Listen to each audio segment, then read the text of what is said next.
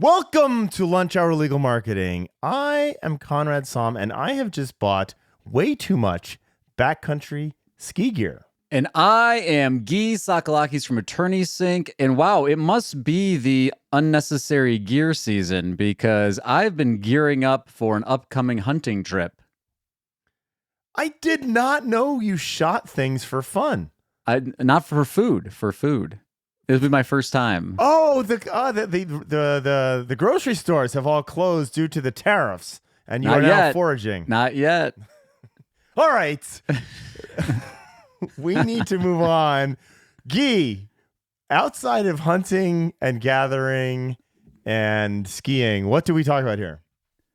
We talk about legal marketing on Lunch Hour Legal Marketing. And today, not that we need more content, but we are in an emergency legal marketing session for breaking news. Conrad, you tell me what we're talking about today. So Darren Shaw's local ranking factors survey just came out, and Gyi and I thought it was so important for us to talk about that with you guys that we are recording this entirely without the hand-holding of both Allie and Adam. So if this goes poorly, that's on us. It will go poorly. The question is how poorly, and will we be able to salvage any recording from this time that we're spending? We'll be good enough. Because they're so good. They make us sound good no matter what. All right. We're going to first start with a short news segment and then go deep on Darren Shaw's local ranking factors. Hit it. Welcome to Lunch Hour Legal Marketing, teaching you how to promote, market, and make fat stacks for your legal practice. Here on Legal Talk Network.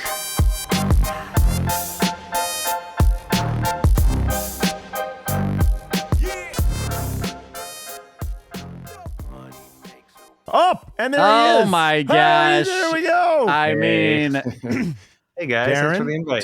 talk about unreasonable. We're a little kooky. I like the cat sweater though. Oh yeah, I love sweaters with animals on it. It's my thing. Let us first say thank you for joining us with a 0 lead time invitation that was totally unreasonable for us to even ask you. Yeah, happy to. He's You like, rock. that's what I expect from you guys. You also rock for the local search ranking factors report, which is all we are talking about here. All right, It's not all we're talking about. You've already blown that, Gyi. Well, we have to fix a lot of this in post-production because we've been ranting about off-topic things. Darren, welcome to Lunch Hour Legal Marketing. Thanks for having me. Thanks for the last minute invite. I just finished some lunch and I looked at my calendar. I was like, I should get to some emails, but you know what? I'll just have a nice chat with Conrad and Gyi. It'll be great. This will be Hey, more Darren, fun. just for our listeners. And you can eat I lunch think also. I already ahead ate if it. you Yeah, still- no, I'm good. Oh, you're already done. Okay. This is Lunch Hour Legal Marketing. It's perfect, right? I know it is still technically my lunch hour, so I thought I could use some of that time to join you guys. Well, we are Okay. super grateful for it. So, Darren, can you give a quick overview? I believe you were on the show a little while ago, maybe 2 or 3 years ago. Can you just give a quick intro? Last year, probably. I feel like Darren's going to become an annual visitor to Lunch Hour Legal the Marketing annual to show? cover the search ranking factor report. Who you are and a little bit about the local search ranking factors report survey. Sure, yeah. So I'm Darren Shaw. I'm the founder of Whitespark, a company that provides local SEO software and services. Been doing this Whitespark started in 2005, so we are 20 years old, and I've been doing SEO and web development since 1996, because I'm surprisingly old now. You're a local SEO plank holder. Yeah, exactly. I've been holding this plank for, over 20 years. So that's about me. I produced the local search ranking factors report. I don't take credit for the brilliance of the report. It was originally developed by David Mim, ultimate OG of local SEO. Absolutely incredible. Him, Mike Blumenthal, and many of the OGs of local SEO started this report in 2008. In 2017, David said, "This is a lot of work. I don't want to do it anymore. Anyone else want to do it?" And I said, "I'll do it." And so I've been doing it since 2017, and it has been a real honor to be able to produce this survey. What the survey is, it's a survey of 47 of the most recognized, noteworthy, smartest, brilliant local SEOs in the industry. And look, 3 of them are right here on this podcast. So, Well, I was going to say, awesome. the brightest and Gyi and Conrad. And yeah, Gyi and exactly. Conrad. Well, you But hey, guys are listen, on it. How did we get in on this? How did we get on? we need to note that you also include Susan Stope on this. Yeah. She is legal specific and good friend Totally. of both of ours. Yeah. So Good I just person. want to make sure that we don't overlook Susan. Well, and not just Susan. I mean, it is a roster of the No, it's a great round. I'm top-notch just talking about local- legal specific. This is like the all-star team of local SEO. Do you Yeah. like how Gyi just introduced himself as the all-star? I know, like I said, I'm talking about the other people. I don't know how I Okay. got involved on this. You guys Yeah, are yeah, definitely yeah. all Nice. stars. You speak at conferences, you publish, you do a podcast. You are, and it, you know, a lot of people ask me, I want to be a contributor to the survey, and I'm like, all right, show me. Like this, that's. And the is that thing. when you strike them out? When they ask, you're like, It's a little bit of a yellow flag, yeah, but it's not necessarily a yellow flag. If you came and you weren't on my radar before, and you were like, "Hey, Darren, I'd be interested in contributing. I'm gonna take a look at your profile. I want to see what do you do, how long you've been doing it, what justifies me to include you." And I include a lot of people. Every year, I always add new people, and so this year, I added some really interesting people, like this guy. TJ Robertson, he was not on my radar before, but I started doing some TikToks and I'm like, look at this guy, he's on TikTok and that's his channel. And so he's just like giving local SEO advice on TikTok and everything that the guy says is smart. And I'm like, yes, you are a new voice that I hadn't heard before and I want to have you included on the survey. So anyways, That's 47 of who I have luckily identified as superstars in local SEO, people that really know what they're talking about. They complete a grueling survey. It's like takes like 2 hours. You got to score all the grueling. factors. You got to answer all these open-ended questions. It is a real grind to get through it. And I didn't realize how much of a grind it was because I sent the survey out. Hey, everybody, I got the new survey ready. Please do it. And they did it. And I was like, okay, great. And then I'm like, I started compiling the data and I was like, oh, I forgot to do the survey, so I had to do it. And then after I did it, I was like, oh dear, what have I done? I'm so sorry to give you guys a 2.5, 3 hour job to go and complete the survey. But yeah, that's what I'm glad that's part of the value that it provides, and I'm glad that you have to go through it yourself, so Yeah, it I have keeps you to do honest it about too. it. hey, and Gyi, when you do this, Yeah. I'm curious. I do this with my top 2 SEO guys. Yeah, And we I fight about it. include And it's brutal. I include people's feedback when I do it as well, internally, because again, I think it's important to, you know, as an agency owner, we're brought in on certain things, but like the day-to-day in the trenches, what do you see stuff? I think it's good to get somebody that's on the front lines with that stuff. Darren, so big picture. Yeah. What were the big takeaways from this year? What was a change? What, you know, we have a lot of people who are fairly reasonably versed on this stuff. Yeah. What was the thing that you were like, I did not see that coming, or that's a massive change from last year?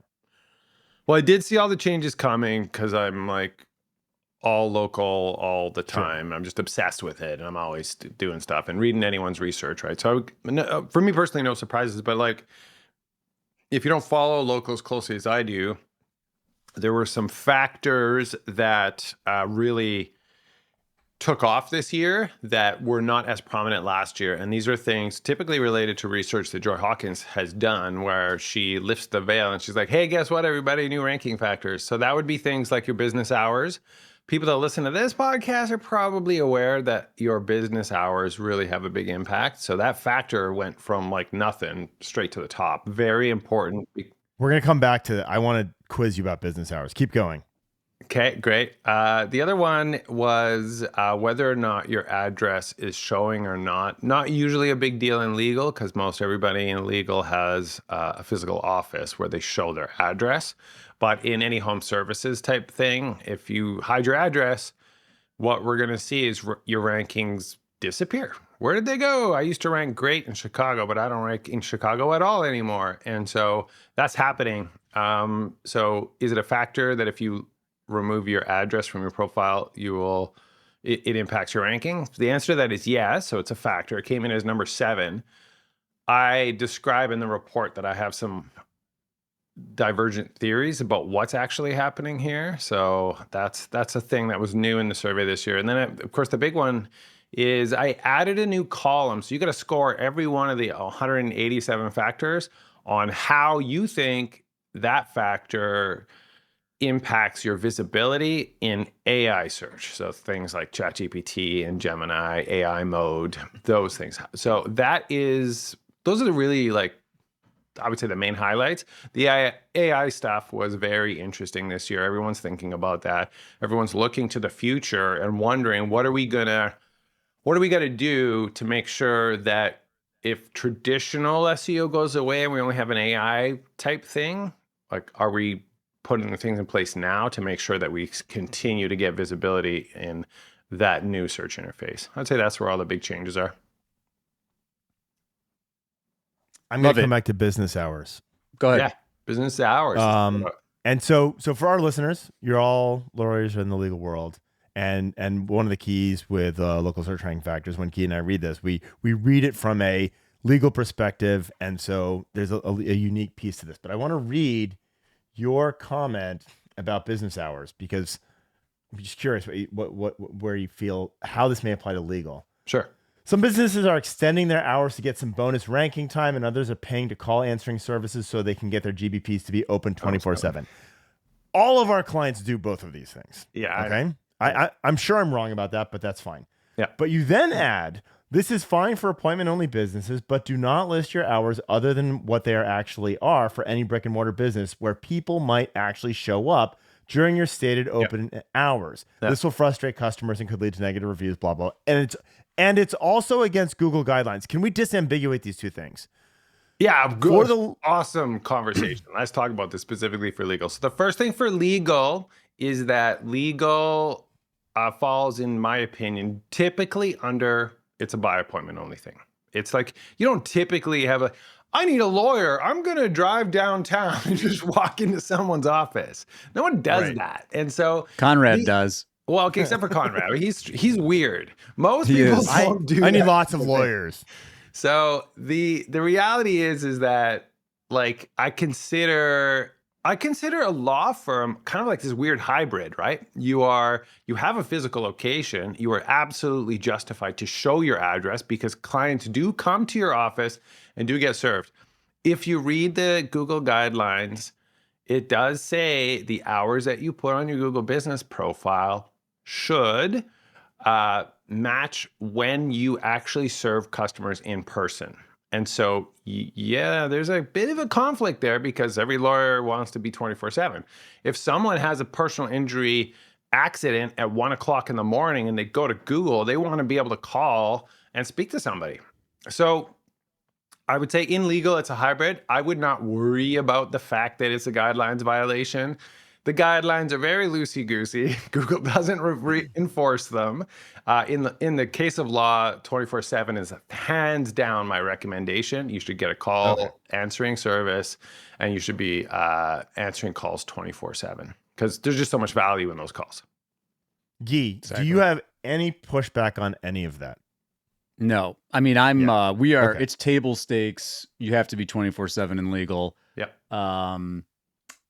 I think in professional service, and again, Darren made this point, but there's a lot of places where Google's guidelines, like, they don't fit the real world perfectly yet. They're working on it. And so again, if anybody's listening to this, I would be like, professional services. Yeah. Count now. But if you're randomly in a town filled with people like Conrad, and people do have the expectation that you just walk in off the street to grab some lawyer services, maybe you think about it because maybe someone's going to show up and leave you a negative review. But by and large, not an issue. The benefits far outweigh that risk, though. The risk is someone's going to come over your door. Like, just the fact that you can be ranking. Because if you are not 24/7, let's say you close at 5 p.m. every day, that means all evening people that are open, and especially in legal, it's almost everybody, that you just can't compete. And think about it from a legal services consumer standpoint. They need to be able to make these calls in off hours. Totally. I mean, think about all these different contexts. Like if you're not if you're working, you're calling in off hours. Obviously, accidents happen in off hours. People get arrested in off hours. Yeah, the list goes on. Let me ask you the follow-up concern for the conservative white hat. I don't want to run afoul of anything ever. Good person. luck. Well, yeah, good luck. Don't do local SEO.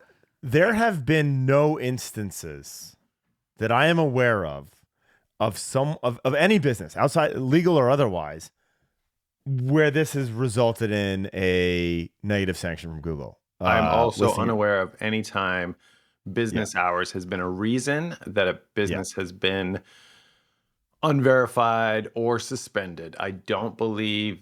I believe it may have happened, and if you want to spend a lot of time digging through the Google community help support forum, you may find a case. If you speak to all the product experts, they may be like, "Oh yeah, I helped a guy with that like 6 months ago or something." It may happen in very rare cases. I usually think that what happens is if someone gets suspended or unverified, they will blame it on the thing that they thought it was. They'll be like, well, I have the wrong hours on my profile. Exactly. That's what I was going to say. It wasn't that. It was the fact that you have overlapping service areas. It was the fact that your address, Google lost confidence in that address because they realized, wait a minute, that's the middle of a parking lot. Something's up here. So it's usually something related to your location, or do we think this is a real business that exists? And it wasn't the hours that did it. It wasn't the changing of your category that did it. It was something else. But you made that edit, like let's say you went and changed your business hours, and then that caused a trigger for Google to just check the profile. Something tripped a flag, and then you got suspended for the thing that tripped the flag. It wasn't the hours. I think that's a real common thing that happens. So it's possible that if you think it was a competitor who burned your office and you actually go and do the research and you'll find out that it was an ex-employee instead, that's more likely to happen. That is a concern. And if you have an employee leave that has access to your Google Business profile, put it on your offboarding checklist to make sure that you remove them from your Google Business profile. Coming to you later from Lunch Hour Legal Marketing, the episode about how to find out who's been monkeying with your profile. You can't? I wish you could, actually. Oh, you can, sir. You and I should have a long conversation about this. We need to introduce you to somebody. Can we have a real short one right now? Tell me how you can find out. Yes. You have to go ahead, Conrad. So you sue Google. Get the lawyers involved. Involved. Okay.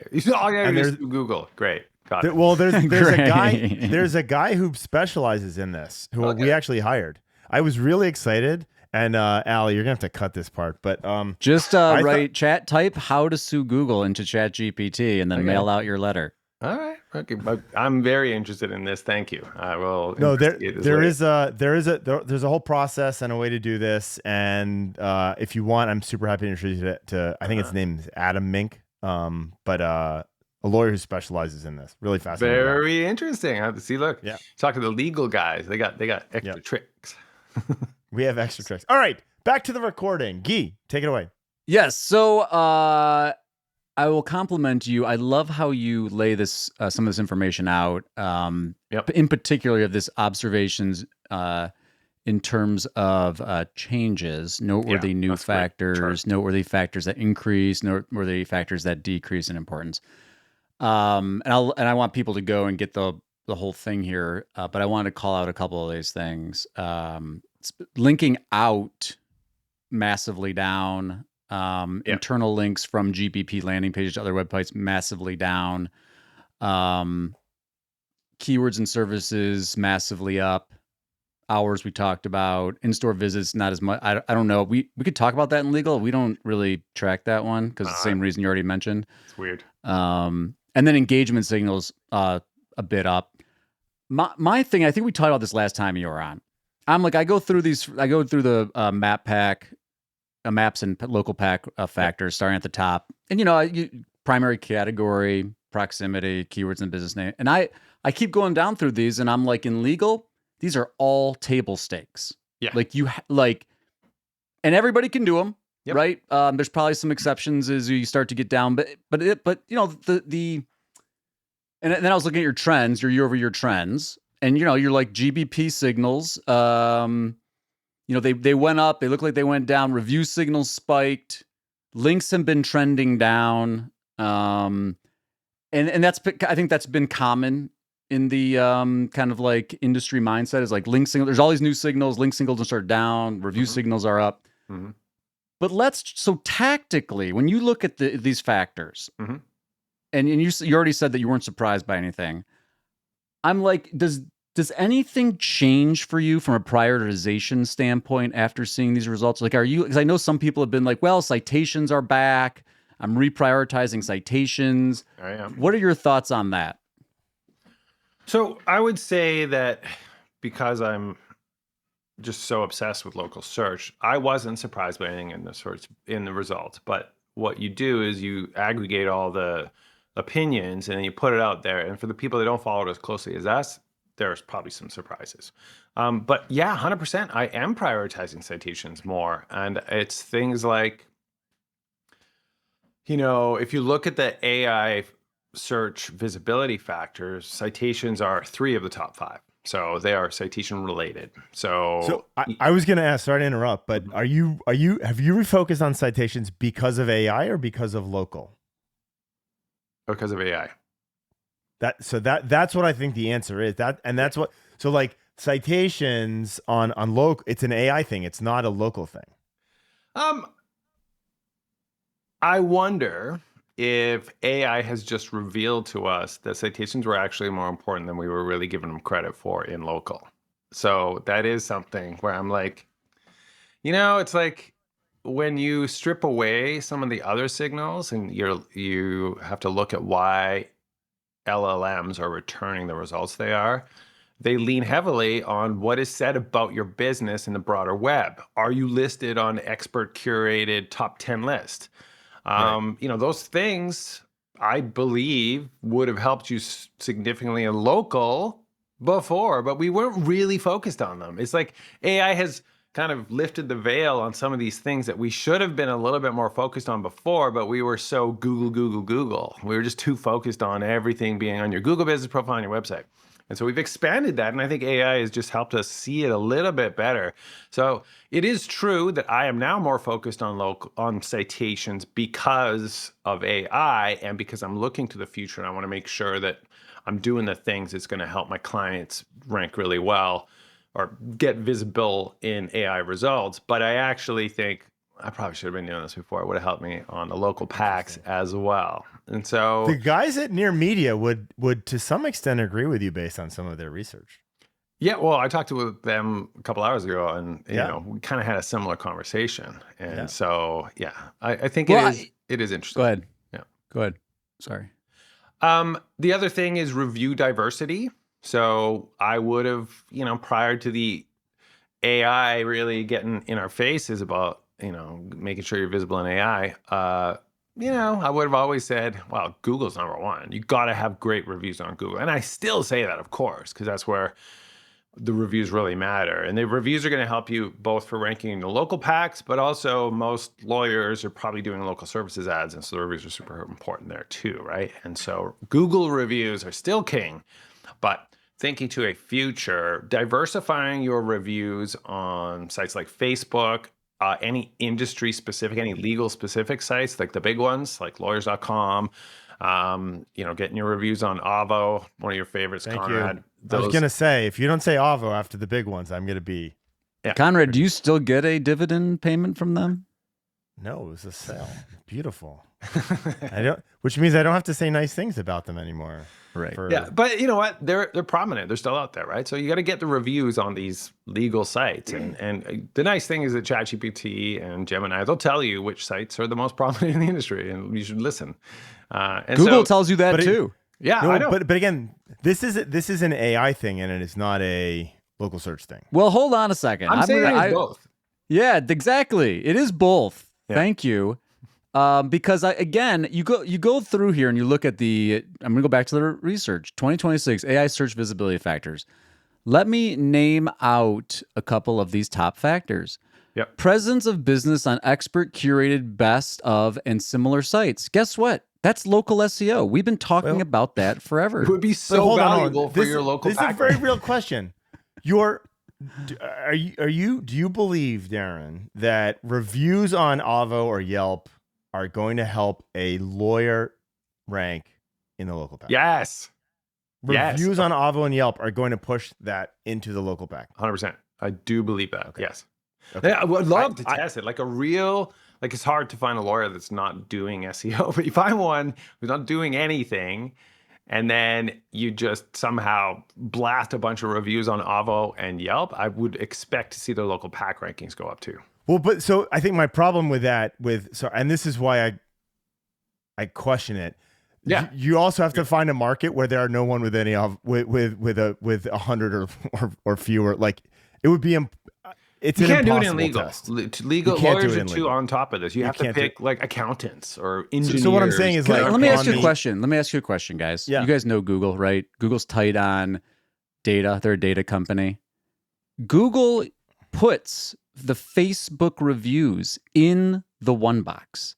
They put other site exactly. reviews in the one box. Do you think if they weren't using that they would be putting that in there the way that they're doing it? No. It's 2 against 1 here, Gyi. I mean, Conrad. It's definitely. I'm thinking practically for a lawyer.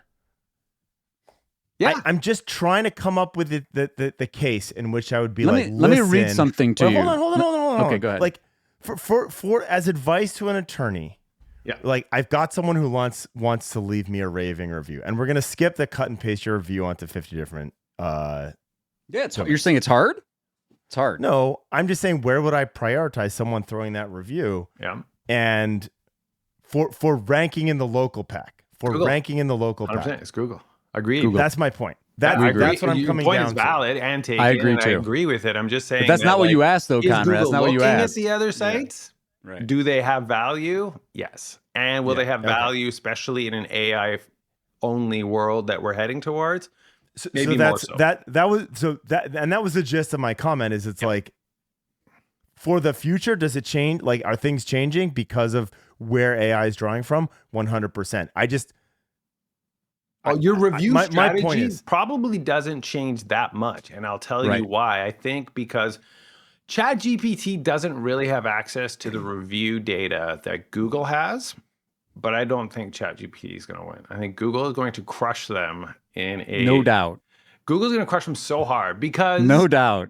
Google has the Google Business Profile database. They have all that insane rich data. Every business in the world cares about that one profile, and they're updating it and making sure it's hot. and they're listening in on your calls. They're listening in on your calls, all the LSA calls. I mean, that's the bigger thing for me, Liz. Like they have that data is unbelievable. How about this?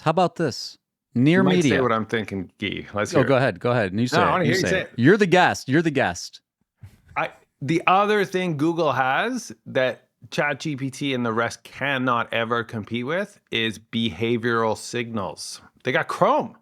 It's like, we know that Google has shifted so much. You see that links in the report go down and down and down as importance. You know what's being replaced with? Behavioral signals. And that's Totally. because there's no better real world signal to say, does the user like this result? Did they like this Google Business Profile? Do they like... We know they've always been using that. Of course, they've always been using it. They've been quiet about it because they're like, we don't want...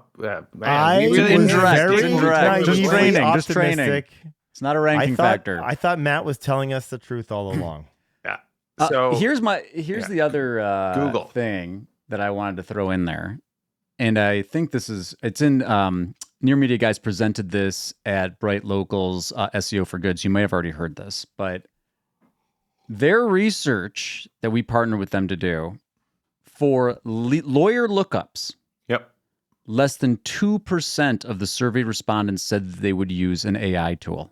Now, they probably don't think of AIOs as an AI tool. So are they, conflating on AIOs? Maybe. But my point is, feel pretty strongly that while they're using ChatGPT for research about their cases, for lawyer lookups, it's a Google world. It is a Google world. Yep.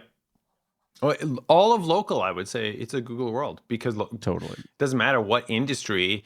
If you are an industry where you get some variety of leads from Google's local results, then there's no one, nobody is like, I'm looking for a a plumber. You know where I'm going to go? I'm going to go to angieslist.com and run a Right. search. It Right. doesn't happen. I mean, are your choices, so if you're ChatGPT, you're not building this thing. Yeah. By the way, we could do a whole segment on this. I don't even know if they're going to exist. I mean, I don't know what their business model is yet, but it's going to be ads eventually. But assuming that they survive, they're not building this. They have to choose. Are you going to show Google Map results or are you going to show Apple Map results, right? I mean, those are your options. Yeah. Apple is the only one that maybe has a chance to disrupt things, like because they actually have a massive user base. But no one can displace Google. They are just they have everything, and I think it's actually they're smart. They're like, dear ChatGPT, please release the thing first. This great idea you have, go ahead, put it out there in the world. Yeah, nice job being first to market with that one. We'll take that now. Because they have just everyone uses Google. They can just wait and see how they innovate, and they'd be like, that's a good idea. Let's do it. Yeah. And so, and again, for me, like out of all of this conversation, I used to come back to the same thing, and I'm like, out of all the things we can say, the only thing I might reprioritize is this idea of citations, but we've been talking about that forever anyway. Yeah. And even though I'm the links guy, if you get a link, great. But it's more just about getting talked about and written about and spoken about and yada, yada, yada about. Mm-hmm. I mean, that is what the prominence factor is. Digital PR stuff. It's like, So you gotta let me ask you guys this. And I think this is something that we don't, the audience probably doesn't think through enough. We talk about table stakes. There's a table stakes set of places where you can get legal citations or local citations or kind of nationwide citations. Table stakes. We talked about, and I'll use as a parallel to links, the easy to get links aren't going to get you anywhere because it's table stakes. And the win is when you can do stuff that's above and beyond. Mm-hmm.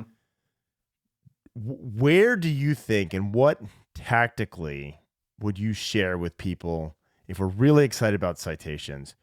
What would you mentioned digital PR. What would you recommend people do from a tactical level to drive citations that the 17 other lawyers in Poughkeepsie can't do?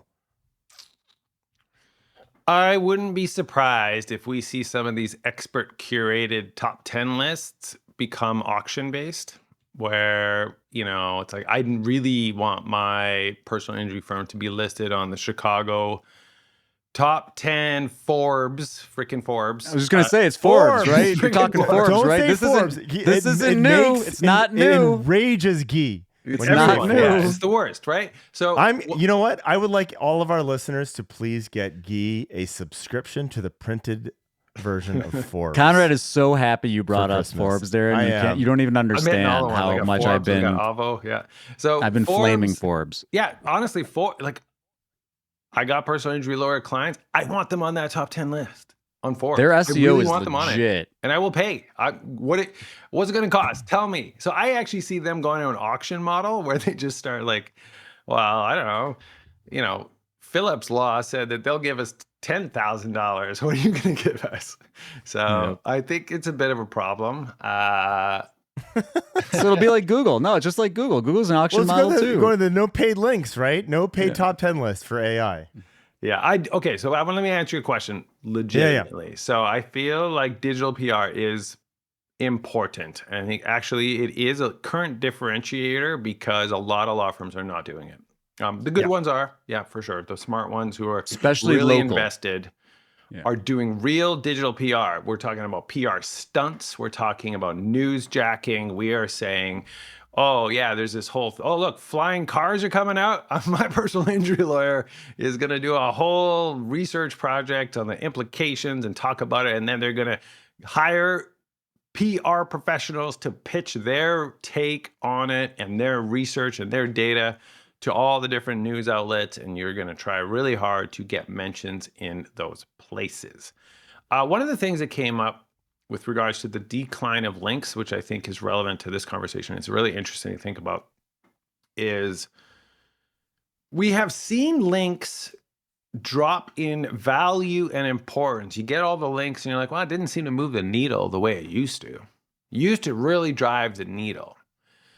We're really seeing that pinched now. And another thing we are seeing that is in our current search world, it's very few people on websites reading content and clicking links. So when AI overviews take over, you don't have to go to that web page. So is it possible that links have just been a proxy for behavior signals the whole time? Yes. So isn't that an interesting concept? It's like we always thought, oh, you got to get that link on that page because the link is going to help you rank better on Google. But it was never the link. It was the fact that when you put that link on, you were driving more people to your site through that link. And so today you're going to go to all these link marketplaces, these guest post places. No one ever visits that page. So that link is potentially valueless. I mean, shout to Bill Slawski, RIP, but this is Reasonable Surfer. We knew that exactly if the links that were more prominent on a page that was a more traffic page, those tended to do better, and the patents support that. Yeah. It's like we're finally like, it's been the whole time. But do we need to get Gyi a shirt that says "Meh Behavioral Signals"? Yes, that's a great idea. Yeah, I'm gonna have to come up with something more clever than that. But I'll tell you what I have been saying, because I know people are like, "You're the links guy. What do you think?" Yeah. I'm like, it's, if anything, it's meh reviews. Yeah, and that's the thing is like, and in legal, it's a real bummy because people are spending a lot of money buying fake reviews, and even though Google is trying so hard, apparently, to get rid of these fake, so hard. Who? What I see is it's a rampant problem, and the state bars aren't doing anything. The FTC isn't doing anything. I keep hearing about all these like lawsuits coming and class actions, and attorney generals are clamping down on it. I'm like, someone is going to be made an example of. Yeah, one person. and then we'll all go back to normal. Go back to buying our fake reviews. Right.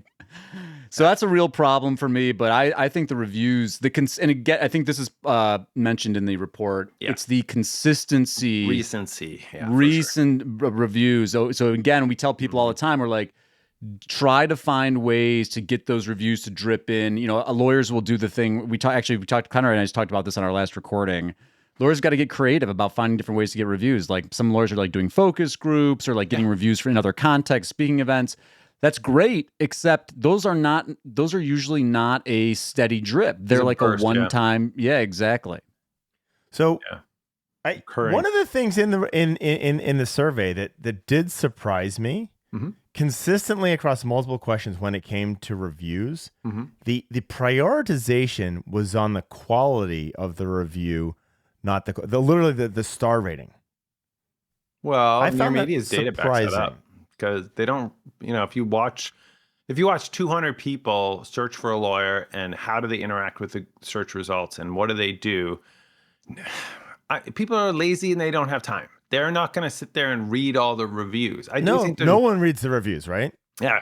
I do think there's value in the review content, and we know that Google pulls it in. You see it appear in place topics. You see it get pulled into justifications. Google is absolutely ingesting the content of the reviews, and some of the content there can have a positive impact on your rankings for sentiment and things that are said.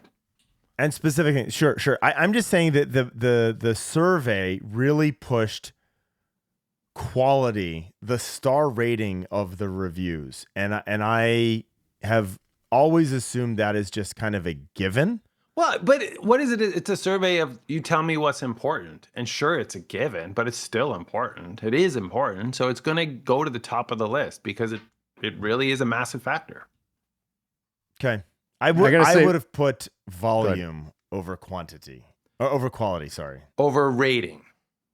Over rating, yes. And I would agree. No, I don't agree with that necessarily. Imagine your rating was 3.1 and you had 10,000 of them. That would be a major red flag. I get that. I'm just saying that that does not exist, right? Well, you live in a legal world. It exists in our world. It exists. They just, but here's to the point. Like they don't rank. You never see it. So like there's firms that have those and they don't rank. Maybe that's the thing. That is self-fulfilling. This is the other thing that I wanted to bring up. If you don't, and actually, let's debate this. I'm very curious about your guys' take on this. Okay. There is a stat in the industry put forth by some review site, I'm sure at some point, that the very best possible rating, I think Harvard did a study 27 years ago, and they said that a rating between 4.2 and 4.7 is the sweet spot. If I watch actual people, like my wife, run a search for something on the internet, and you got a 4.7, a 4.8, and a 5.0, the 4.7 and the 4.8 have immediately been disqualified. So she only goes to, oh, well, this must be the best one. And so there's this stat that it's actually better to have a 4.8 because it doesn't look manipulative. It doesn't look like you're buying reviews, or like it looks more authentic. Like, oh, that's got to be real. I actually am starting to think that in the real world, when you get out of our local search world, that people actually really are drawn to a 5.0. What are your thoughts on this? So I can tell you, and I think the study, I don't know this. I'm going way back in the depths of my brain to 2007. I think the study actually might have been a Greg Sterling study. We have, and Near Media, but we have I think it research is, on this in but legal. It's old. No, but hold the on. study is yes. The study is old, and it's talking. So I will tell you this. This part I know for sure, and I think it was a Greg Sterling study. My talking points for people who when I was at Avvo taking the barbs and arrows of angry lawyers, which was the best job I've ever had in my life. Bad review. I got a bad review. Fuck you. My answer was always, our talking point was like, listen, well, it just goes to show that like people who are seeing this are going. It was those talking points exactly. And I do believe that was based on and it may not be Greg, but I do believe it was based on a Greg Sterling study when he was at Gartner Group. Oh yeah, I think if he was there, I do think it was a Gartner study. Yeah, I think I've got this right, and I'm 40% certain I've got this right. Okay, but I think times have changed. Yeah. Let me ask you. That's the point. Listen to Have this. times changed on this? Go ahead. We know the answer to this question because this is part of our research. Wasn't sure how much you were going to share. Well, I feel like we are allowed. This was presented at the summit. I know, but that was for the people who went to the summit. It was a special group. We don't know if we're allowed to share this or not, but we're going to share it. Why don't you share it anyway. generically? You can cut it later if you want. Darren, why don't you? Darren, take a guess. Median ratings and reviews. Yeah. Of the results receiving clicks 4.9 for both GBPs and LSAs. It's either in my You've already seen it. You've already seen it. Or it's 5.0. It's 4.9. You already saw it. Now, here's what's interesting. Median review volume for GBPs and LSAs. Well, industry and city dependent, though. Fair enough. This was supposed to be a representative sample of U.S. census breakdown nationally. So they're doing small towns, big towns. All areas illegal or just one area? So personal injury. All PI. Okay. Then median volume of reviews. You told me at the beginning it was 400. So 335 for GBPs. Yeah. 774 for LSAs. Wow, that is huge, right? 774. So you need to be a 4.9 and This is my point. 700 reviews to get a click to even play ball. It's a volume game. I agree. Well, it's both. It's both because It is again, think Conrad. These are the people getting. These are the ads getting clicked and the listings getting clicked. It does. You can have 700 reviews, but if you're a 3, forget about it. No, I get that. I've never seen that. Yeah. What do you mean you haven't seen it? Oh, you haven't seen it in the wild? 700 reviews that average a 3. No, yeah, it's like a restaurant. It's like, you know what it No, is? they're It's a there. They're restaurant not. They're down deep. You got to go that deep put up in a the sign finder. that said "Down with Trump," and then they got a bunch of negative reviews. It's like that kind of a thing would cause that. Right. So, no, there are. I will tell you this. There are plenty. I mean, I think this drives the point home, though. It is so detrimental to you that you are buried in the finder when you have those kind of ratings. They're there, but we never see them. You don't see them. You know, like They're page 2. Yeah. One last question. Local service ads. Yeah. What's the takeaway? I mean, what is the takeaway on LSAs from the survey results? Well, the survey results give us.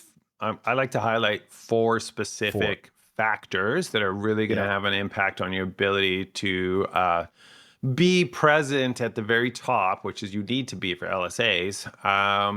And they are one, of course, budget and bidding. You got to max that crap out. Google's going to take whoever the highest bidder is. So everyone already knows that. Reviews and review recency, massive. So we talked about that a little bit already. But yeah, super big, important factor for LSAs. You must have reviews coming in on time. And we actually see it happen. We see our clients get displaced when it's been a week since they got a review and damn competitors getting 3 per day. We see that such a common thing in the local services ad. So review recency, really big signal to rank in the local services ads. Let me look at my document here. The other one is service selection. That feels obvious. It's just like optimizing your profile, choosing the things that you do. And then of course, response times is number 4. Response times is like, someone calls, you can answer right away. Someone messages, you got to answer right away. Those are really big factors. And so that's what the people that do LSAs that contribute to the survey have really kind of put as high. There is a factor that I believe you guys are really dialed in on that I also feel quite strongly about. And you mentioned it earlier, Conrad. It's what is said on the calls. I think that Google is listening to these calls and they're listening to find out, did we make a good match? If you are declining calls, if you're declining cases on the call, stop it. Because that is sending the signal to Google you don't want them. Google will be like, this one law firm that we keep sending the leads to. They're really picky. Yeah, they're just like, no. We're not creating good user experience for our LSA customers. We want to create a good user experience. And this law firm, man, they'll take anything. Let's send all the garbage to them because they're gonna take everything. Darren, you are so kind and optimistic. The real reason is because they're not getting paid. Yeah, right, because then it gets declined. Yeah. Oh, you're right. I'm way too kind and optimistic. You're 100% correct on this. You maximize Google getting paid. Yeah. You send all the positive signals you can. This is the best marketing program I've ever had in my life. You rate all the leads 10s. Right. You say when it prompts you to rate them, you say, "Thank you so much, Google. May I have another?" And I'm telling you, another, please. There we go. There's the title for the talk today. Yeah. I'm telling you, sir, may I have another? I'm telling you, I've just was telling Conrad this. I just went in this morning and looked. A firm that I pay very close attention to. That's all. I was like, look, I got to test this theory out. Yeah. We're just going to say yes, everything on, massive budget, rate the leads. Their impression share went from 6% year over year to 18%. But you got to pay for the lead, and sometimes that's a problem. It's going to be 1,000. It's like going to be 2,000. Some of these leads, and that's why that's why the other thing that Conrad and I talk about all the time. You have to have a sophisticated data infrastructure to be able to say, my firm, this cost per client through LSAs still makes sense when we buy it like this and when it delivers this kind of volume. And it's not for everybody. But that's not that hard because it is a direct response vehicle if you turn off direct brand search. Yeah. And you ask, how did you hear about us? Yep. Or who referred us? I got one more. Sorry, I know we're supposed to wrap up. I was just trying to wrap. Darren's tired because of us. we didn't talk about user behavior, and I wanted to make one observation. You had mentioned something, and I know images I think are probably an underappreciated asset in local. And in fact, the other day, Josh Hodges we were talking about vanity metric phone numbers, and I was able to I showed him that Google, there was no text phone number on this page, and Google was able to match an image from an ad that contained his phone number to a search on the phone number, which demonstrates that Google can read the pictures essentially. Yep. And that this reading of so words on images in local, phone nap information on images, and finding ways to use imagery and video content to inspire click-throughs. What do you think of those ideas? I love all those ideas. And Conrad's always telling me that that's click manipulation to try to put images in that try to warrant clicks. It is click manipulation. I didn't. Google's going to police that? No, Google's going to love that. So, Yeah, they love it. To Gyi's point, I am all about this strategy. I want your images to be compelling, particularly the primary image on your Google business profile. Text on it. You can't over text it or Google will reject it, but you want text on that image, because if you take a graphic, if you take any photo and you throw it into Gemini or ChatGPT and you say, please describe this image please describe this image in detail, you'll be like, what?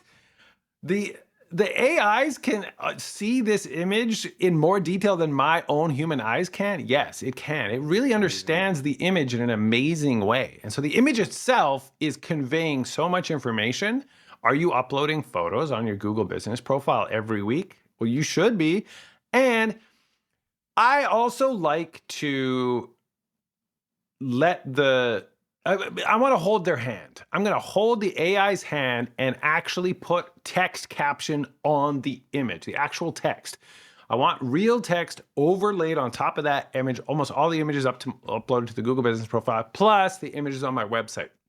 And I want to do that because it actually helps humans anchor your text. Like, what is this an image about? Well, tell them, but you're also telling the robots. And I think there's huge value in that. I think it's a very underutilized strategy, as you highlighted, Gyi. I'm 100% in agreement with you on this. And so making your images compelling, absolutely. Awesome. Darren, thank you. You are generous. You are doing our entire industry a tremendous service with this report, and we are so grateful to be a part of it. Well, thanks for having me, guys. It was really fun to chat with you. I got to call out your awesome, cool clocks behind you, Gyi. Those look familiar. They are. I can thank you for these clocks. Let's see if I can get this right here. Gyi, by the way, this is the 7th time Gyi has pandered to Darren today. This is Scott Thrift is the artist, and the present is the art, and they are beautiful, and I love them. They're and so cool. I know. Yeah. They do exactly what the artist said, which is they make you think about time and reflect on time in different ways. And so, thank you, Darren. And Scott. Yeah, they're so cool. I had them in my office before too, but now we have all 3 of them. So they're like in a row in the kitchen. They look really cool. They're really great. I couldn't get mine in a row because I don't have enough wall space. So I'll have to move them. But thanks for noticing those. Yep. All right, guys. Thanks for having me. It was a pleasure chatting with you. And thanks so much to both of you for completing the grueling survey and contributing your local search expertise and insights to the survey. It's a real gift to the local search community. Really appreciate it. Thank you. Grateful for it. Thanks, Darren. Okay. All right, everyone. This is Gyi, Conrad, and Darren Shaw out. Money makes a world go round. Money makes a world go round. Yeah, money make a world go round.